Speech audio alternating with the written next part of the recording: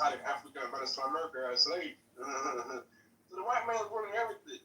When God went to the Garden of Eden, and that's when he formed a man out of the mud, out of the mud, out of the dust, whatever you want to call it. That's when he made Adam, the first black man on earth. So the black man didn't come first. People say the black man came first, the black woman came first. Nah, we came last. We're the last to arrive on this planet. But nobody wants to talk about that. Everybody wants to believe that the black man, the black man and the black woman were first here. Everybody came from there. That's what everybody wants to believe in. But nobody wants to pay attention. Adam was not the first man. It was a white man that was the first man. When Lucifer was cast out of heaven, when he fell onto earth, he needed a body because the word in heaven happened before Adam was made. So Lucifer needed a body to be here on earth, right? So what body he possessed? I don't know. Y'all tell me. So the other thing is, believe what you believe in.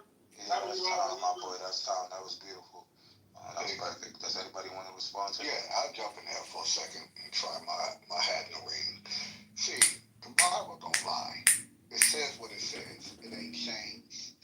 It's been the same. You know, he created male and female. He created man and woman. You see, that's in Genesis 1.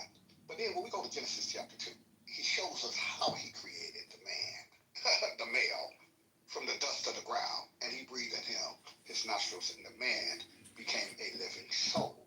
Then he, in verse 8 to 14, he created a garden. It's called Eden, okay? And he created everything within it. And then he placed that man he created from the dust of the ground, called Adam, man, and placed him in it. And then in verse 16 and 17, it says, in verse 16 of chapter 2, that he can eat of every tree for food, for substance in the garden, except that one in the midst of the garden, the tree of the knowledge of good and evil. Verse 17, for in the day that you do, man, Adam, you shall surely die.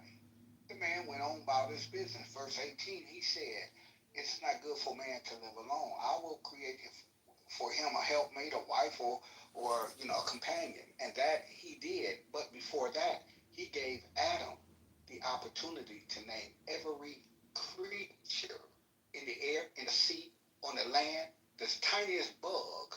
Yeah, that was beautiful. That was beautiful. I don't know if you see me get the time right now. I'll definitely get you back in there. Does anybody else want to say something?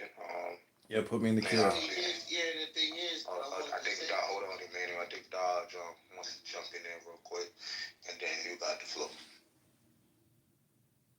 Yeah, I mean, I don't want to just, do sequential, or I guess, I don't want to respond to Doc because, I think I want to essentially just say that if you want the cliff notes, if you want, the alchemy, if you want the transmutation, if you want the Holy Spirit, and you want the shortcut, meditation is probably the quickest way to get there. Meaning that use your ears, twice as much as your lips, listen twice as much as you speak. But really, your ears are the canals to your temple. And so what you fill yourself up with, the metaphor is that you're a cup. And so what you put inside your cup, I would say those who don't think the Bible is valuable, the question is, how much of that have you put in your cup? And a lot of people just don't really read the whole thing. It's all superficial, and they don't continue doing it. So there's 100 other books that you can fill your cup with.